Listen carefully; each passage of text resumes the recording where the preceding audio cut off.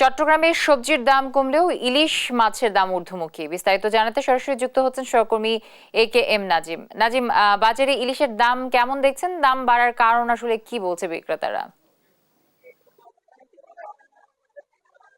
শীত মৌসুম শুরু হওয়ার পর থেকে চট্টগ্রামে কিন্তু যতগুলো শাকসবজি রয়েছে সবগুলো কিন্তু ধীরে ধীরে সাধারণ মানুষের হাতের নাগালে চলে এসেছে। কারণ আমরা গত বেশ কিছুদিন ধরে চট্টগ্রামের বাজারগুলোতে ঘুরে যদি দেখেছি, এখানে কিন্তু শীত জাতীয় যতগুলো শাকসবজি রয়েছে সবগুলোর পাশাপাশি কিন্তু অন্যান্য যেগুলো নিত্য প্রয়োজনীয় পণ্য রয়েছে সেগুলো কিন্তু ধীরে ধীরে হাতের নাগালে চলে আসছে। কারণ এখানে আলু বিক্রি হচ্ছে 25 থেকে 30 টাকা, টমেটো 40 টাকা, মূলা 20 টাকা, ফুলকপি, বাঁধাকপি সহ যতগুলো সবজি রয়েছে সবগুলো সবজি কিন্তু 50 থেকে 55 টাকা, আবার অনেকগুলো মানভেদে 60 টাকা পর্যন্ত বিক্রি হচ্ছে। এতে করে সাধারণ মানুষের মাঝে কিন্তু এক ধরনের স্বস্তি ফিরে এসেছে। কারণ শীতকালীন সবজি বাজারে সরবরাহ ঠিক থাকার পরপরই কিন্তু যতগুলো শাক সবজি রয়েছে সবগুলো কিন্তু হাতের নাগালে চলে এসেছে এবং 200-300 টাকা বা 500 টাকার মধ্যে ভালো মানের বাজার করা যাচ্ছে বলে এখানকার যারা ক্রেতা সাধারণ রয়েছেন তারা আমাদেরকে জানিয়েছেন। পাশাপাশি বিক্রেতারা বলছেন, যারা ব্যবসায়ী রয়েছেন তারা যেটি বলছেন, শীতকালীন সবজি বাজারে ভরপুর থাকার কারণে, পাশাপাশি সরবরাহ ঠিক থাকার কারণে মূলত এসব সবজির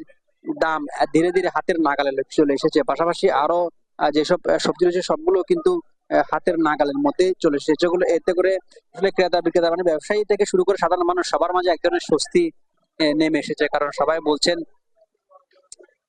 নিত্য প্রয়োজনীয় পণ্য আসলে গত কয়েক বছর তুলনায় এবছরে কিন্তু খুবই হাতের নাগালে চলে আসা সাধারণ মানুষের মাঝে সন্তুষ্টি প্রকাশ করছে। তবে ভিন্ন চিত্র হচ্ছে যে মাছ এবং মাংসের বাজারে। কারণ মাছের বাজারের মধ্যে কয়েকটি দেশীয় মাছের দাম হাতের নাগালে থাকলেও বাকিগুলোর দাম কিন্তু ঊর্ধ্বমুখী। শুধুমাত্র তেলাপিয়া, পাঙ্কাশ এসব মাছ কিন্তু 220 থেকে 250 টাকার মধ্যে পাওয়া যাচ্ছে। বাকি অন্যান্য যেসব মাছ রয়েছে রুই, কাতলা, মৃগেল, কালীবাউস সেসব মাছের দাম কিন্তু ঊর্ধ্বমুখী। কারণ এগুলো এখানে আমরা যদি দেখেছি, রুই মাছ কেজি প্রতি বিক্রি হচ্ছে 400 থেকে 450 টাকা, পাবদা মাছ 600 টাকা। অন্যান্য যেসব মাছ রয়েছে সেগুলোর দামও ঊর্ধ্বমুখী। পাশাপাশি সামুদ্রিক মাছ যেমন রয়েছে সেগুলোর দাম বেশি বাজারে রাখছে। এতে করে ব্যবসায়ীরা বলছেন সরবরাহ কিছুটা কম থাকার কারণে কিন্তু এসব মাছের দাম বৃদ্ধি। পাশাপাশি ব্যবসায়ী যেগুলো বিভিন্ন আড়ত থেকে যখন বাজারে সরবরাহ করা হয় সেখানে বিভিন্ন খরচের কারণে কিন্তু এসব মাছের দাম বৃদ্ধি বা বেশি বলছেন ব্যবসায়ীরা। সেজন্য কিন্তু খুচরা বাজারে এসে এসব মাছের প্রভাব পড়ছে। পাশাপাশি সামুদ্রিক যেসব মাছ রয়েছে সেগুলোর দাম কিন্তু ঊর্ধ্বমুখী। সামুদ্রিক মাছ দ্বারা দাম বাড়ার পেছনের কারণ হচ্ছে যে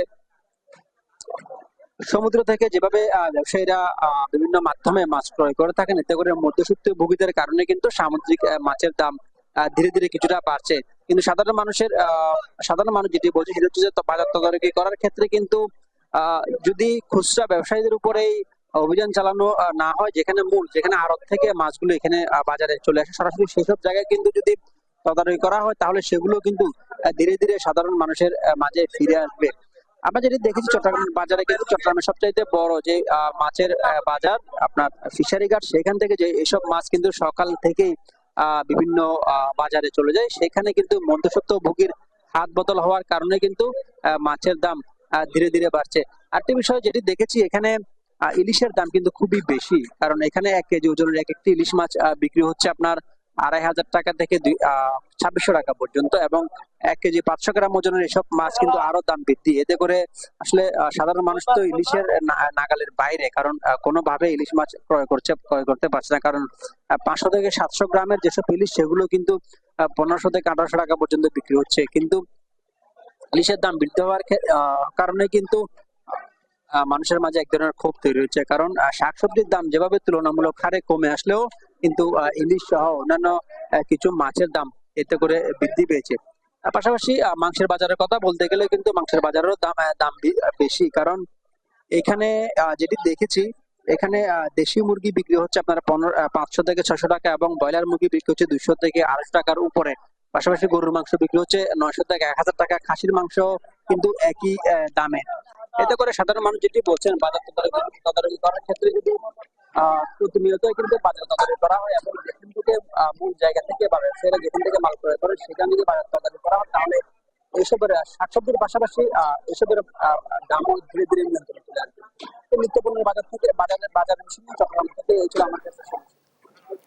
এম নাজিম যুক্ত ছিলেন চট্টগ্রাম থেকে।